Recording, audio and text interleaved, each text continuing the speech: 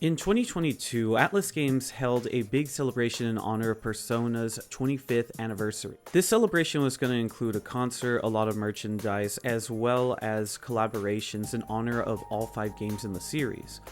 Though there was definitely representation for all 5 games, it was not equal. Persona 1 and 2 still fell by the wayside, whereas Persona 3 through 5 pretty much got the lion's share of all of the announcements, especially for games such as Persona 3 Portable, Persona 4 Golden, and Persona 5 The Royal going to Switch and Xbox. Now, it wasn't by any means a bad celebration, just clearly one that was marred more for trying to celebrate more so the more popular games than it was the less popular games. Now, the merchandise itself was pretty cool, the events were pretty nice, but unfortunately, if you were in the West, you were pretty much only going to be able to attend these events if you were in California. The major ones that were announced at first were the Requiem Cafe in Anaheim, California, the Honey and Butter collaboration over in Irvine, California, as well as Anime Expo. However, what was not brought up were a few other events that ended up happening prior to the release of all 3 games for the Switch and Xbox. And I want to go over them since I did have the opportunity to attend them. For the Requiem Cafe, I ended up going with a couple of friends to try out the drinks, the curry, as well as the treats that they had there. Unfortunately, they had already run out of the curry when I went to check it out, as well as the aforementioned Velvet Room being moved over to another location. But it was still relatively good. I did enjoy the drinks. I think I probably enjoyed the strawberry drink probably a little bit more than the other ones. There's also some merchandise there. I ended up getting this shirt, ended up getting a cup, as well as just taking a few photos around. It was really nice. I definitely feel that whenever there's a Requiem collaboration, it's nothing but fun. And I would definitely say check out the location if you ever find yourself in Anaheim, be it checking out either for a convention or even going to Disneyland. The next event I attended was the Honey and Butter collaboration over in Irvine, California. And this one was definitely sweet, like very sweet. If you haven't had Honey and Butter before, definitely check them out. They have an Instagram page that you can follow.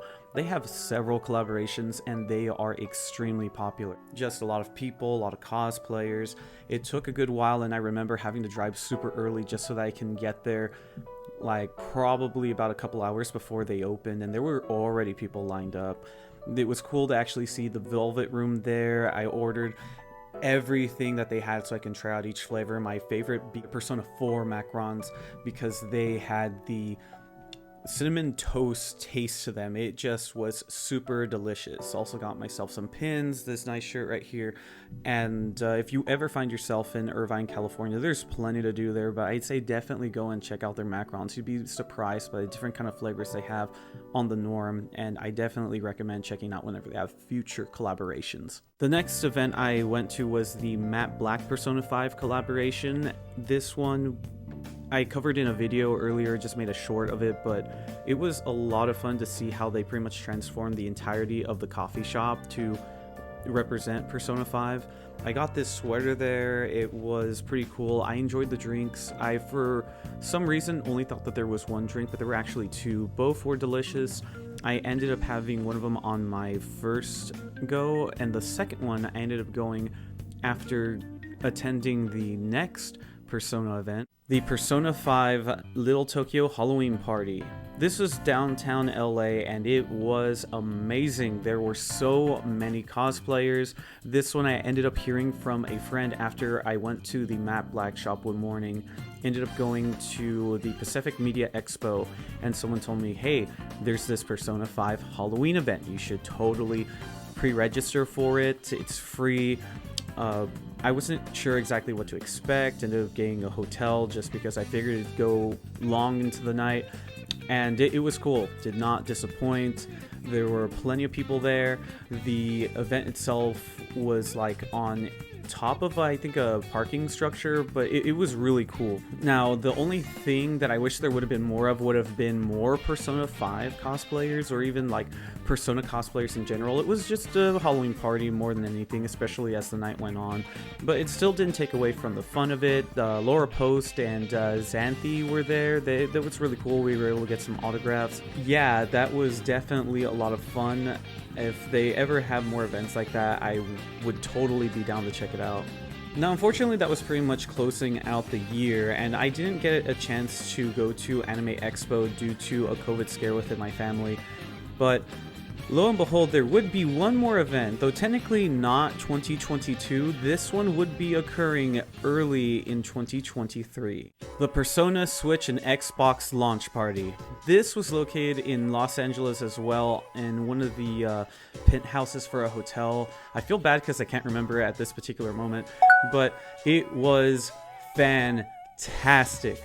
You were pretty much all waiting up. I think it's like around like 6 p.m. or something where I had started lining up. They have us all like this big like corridor at first, and as we enter the elevators, head all the way to the top floor, and right from the start there's just all this Persona stuff. The Velvet Room is pretty much the intro area. They have a Juness set up, the games that you can play on both the Xbox and the Switch there.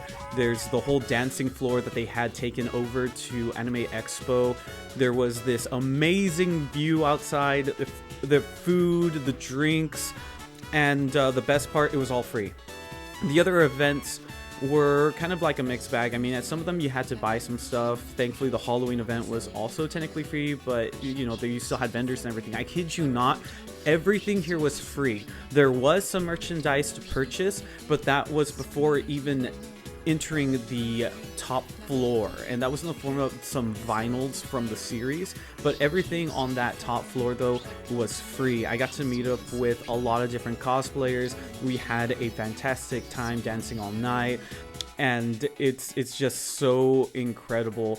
It was a pretty good release party. The only thing with a lot of guests that we thought was a little awkward was that there was going to be this big announcement at the end of the night. That announcement being the release of Persona 3 Portable, Persona 4 Golden, and Persona 5 Royal for the Switch and Xbox.